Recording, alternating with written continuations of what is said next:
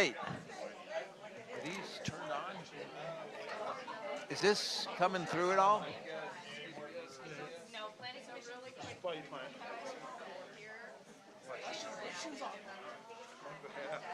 I guess I'm lucky I did. You got fonts on the No. Oh, I'm good. So I should probably have one more.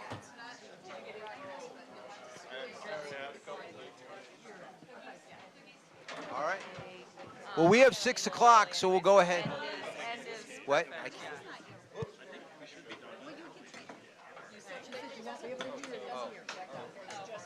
Oh, it doesn't project.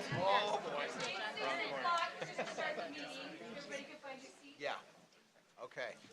So we're dealing with some very interesting technology that does. So anyone that's speaking tonight needs to speak into this for the people that are watching online. And we'll see how that goes. But it doesn't provide amplification, so forget that part. Yes. Oh. And there is no Excel update this evening, so just the third item on the agenda will be scratched. But we will go ahead, and Carolyn, I believe this is the first one is yours. Thanks.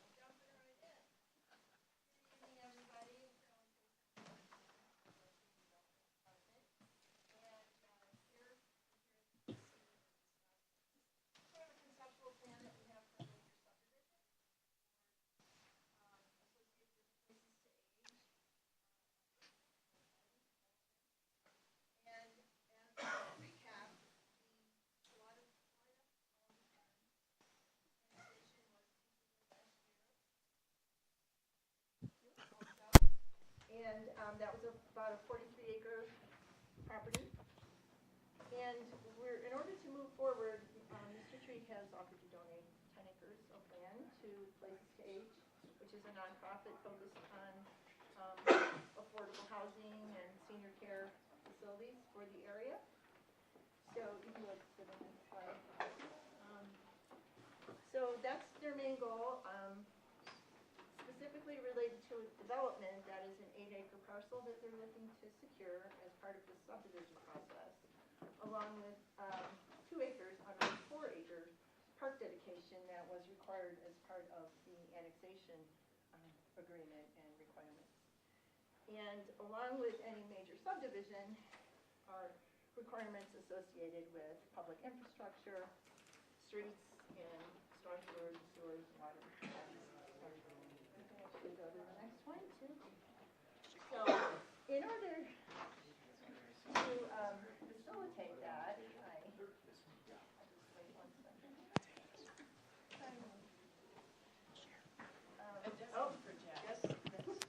yeah, but I've got to be speaking. Do I need to start over? You can leave it there. Okay, and we're good? Okay. So, in order to basically meet the requirements of a major subdivision, which typically is you lay everything out, you get all the streets figured out, and the utilities, and the park dedications, and the way our process currently is, we'd have to design all of the infrastructure pretty much up front. But in order to sort of facilitate this process of securing the parcel for Places to Age so that they can have that in ownership and then move forward, get funding, be able to work on their design, we would do this major subdivision process, and we would show the public improvements phased. So as shown here, that Places to Age, Places to Age, parcels, yeah, I'm aging into parcels right now as we speak. The 8 acres here, there is actually a private development strip, probably of single-family housing that sort of abuts it between that and what would be a street connection over to the Angel View subdivision and down to Poncha Boulevard. And then the public park is the 4 acres that would be dedicated. And this arrangement for the phasing was discussed with myself and with the Director of Parks and Recreation and with the Director of Public Works. And so what that would entail is the looping of the water main, which is pretty much required by code in terms of safety for development. You have to be within certain 250 feet or something of a water service. And then connecting the sanitary sewer down around the park so that it would be accessible to this development parcel down to the edge here, wherever was needed to access development at this end of the parcel. And then the right-of-way improvements would include build-out of this particular street, parcel stage, if you want to say it. Places Stage Boulevard, or whatever you guys want to name it, it's up to you. And that would include the shared use path, which is a network that goes into Angel View Subdivision, we come across, go around the park, and then down to Punch Boulevard, as well as the street, and then tying into the development with whatever services would be required. It would require the extension of Punch Boulevard's right-of-way improvements on that side of Punch Boulevard. So if you look at how Punch Boulevard is in town with the wide sort of boulevard effect, that would be that right-of-way cross-section. And then improvements of Meadowlark abutting the portion of the Places to Age parcel that would require access. So it could be this whole piece, it could be maybe up to here, and it would entail the street improvements with sidewalks on that side. So that's, as far as staff is concerned, kind of the minimal level of improvements that we could initially put with this concept to be able to move forward with a subdivision, major subdivision application. Then, once the parcels were created, then Places to Age would have their ownership secured. They could move forward with a master site development plan for their property, whether they do it in phases or what have you. And then we would have to come back to the table a bit and decide, okay, exactly what construction documents do we need to prepare and how to phase that to put into the subdivision improvement agreement in order to move forward with an actual construction of anything. So in other words, before any building permits would be issued, we would have to then make that subdivision improvement agreement solidified. The other discussion has been, you can do the next slide. Oh, backing up a little bit. The MOU was approved with the city, as you will recall, last year. And these specific elements were included in the MOU that point to allowing some degree of flexibility or working with Places to Age in order to potentially accommodate some flexibility. And so that's kind of the basis of what I just described, being able to phase the subdivision improvements and the creation of the SIA and what have you. There may be other specific things that the group Places to Age would like to request, and they might do that after I speak tonight, but there's no actual action required on behalf of commission this evening. And then the last slide, the next slide rather. So there may be requests from them, and then there is some discussion about the park development, because as you all know, our code states that a park shall be dedicated and developed with a subdivision.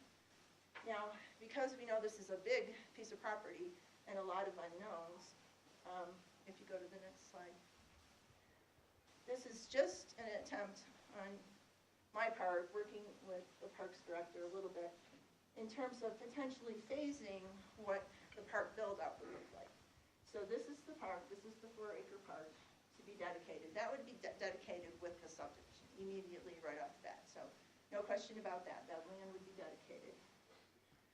Then what the Director of Parks and Recreation suggested was, as part of the SIA, we would request a contribution from Places to Age rather than building the whole park to contribute a cost amount to be determined for us to be able to design the park in enough detail that as these other developments come online, we could phase it and tie it to the different phases of that design so that, you know, phase 2 comes along with however many units, and we could tie it to the cost of developing out a fully designed park. Now that's kind of a radical approach, but we were trying to figure out a way that we could facilitate the ownership of the park, the design of the park, and staging the development of the park that would basically let future developers know kind of, okay, this is kind of what's coming,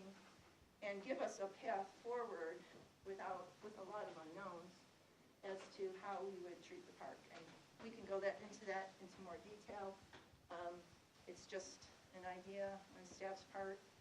And again, it speaks to sort of the flexibility of the MOU that was approved with Places to Age. So with that, we're open for discussion on any of, this phasing idea. If you think it's a good idea, if you have any specific questions, how would that work? We probably don't need to get into the weeds too much about the park, but certainly what staff is looking for is some direction that you think this is kind of a good way forward or not. And there are plenty of representatives from Places to Age here this evening that can speak to their needs and their requests, and maybe that's the next part. I don't know if the council would like to proceed. Who'd like to begin? And Commissioner. Just trying to put you on the spot. Yeah, do you have just a brief review on, so there's phase 1A, 1B, phase 2, 3, 4? This is just the layout, purely conceptual. Nobody's come forward. That's just the development, and then, This and is which portion is the, The Places to Age is this piece right here. yeah, okay. So what we were talking about was, say they come in for a senior care facility down here at the bottom, which is kind of seems like that's the route it might be going because it's close to services and stuff. They would have to build this piece out, and depending on where their access was, if it comes in off of Meadowlark, they'd have to build at least a portion of Meadowlark and come in. And then with that first SIA, we would request a contribution for the cost of designing the park. That would be like step one. And then with the next phase, in that design, we would identify, okay, what's phase 1B of the park? And we would kind of cost that out. And so like step by step, that's the concept. Whether that makes any sense in the long run, I don't know. It was just a way to illustrate for the commission and council a way forward, because saying dedicate and develop the park is a big ask. And we need to define those kinds of things as we move forward in a big project. So we're not sure if there would be, like, say in phase 3, would there be like an open space of some sort as well? Well, it would really depend on what is proposed for development. If it was a lot of multifamily and a lot of units, and it merged in with, now our code's being updated, and so our open space dedication as we move forward is going to be based on area, not number of units. So, and we have to sort of recalibrate what exactly that would mean. Right now, the 4 acres suffices for the annexation of the whole parcel, but it doesn't speak to how it gets developed per se and what the design is per se. So that's kind of where we still need to flesh it out.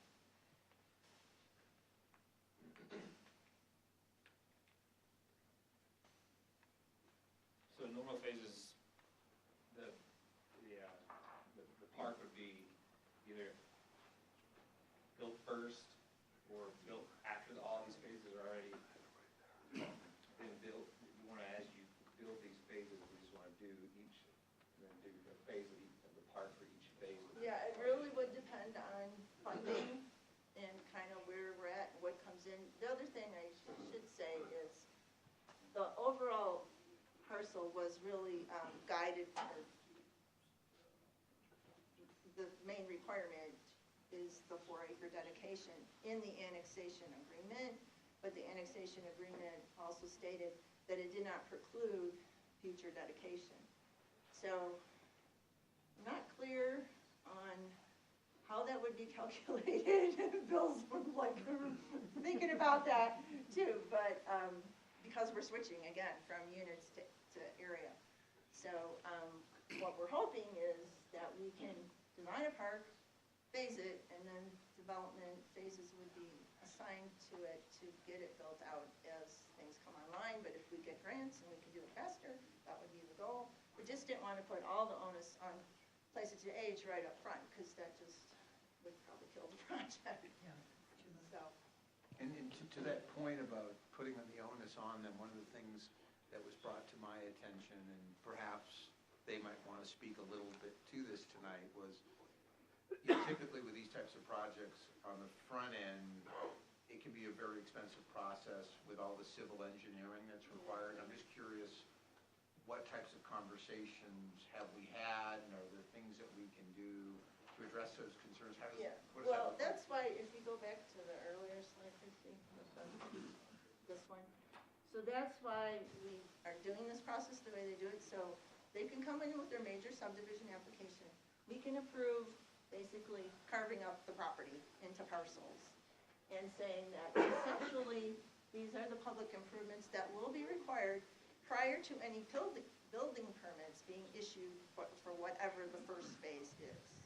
And so then they would go back, they would have their land secured, they would design their first site plan or master site plan or whatever their process is, and say they come in and maybe it was this piece, they have, you know, a senior care facility down here.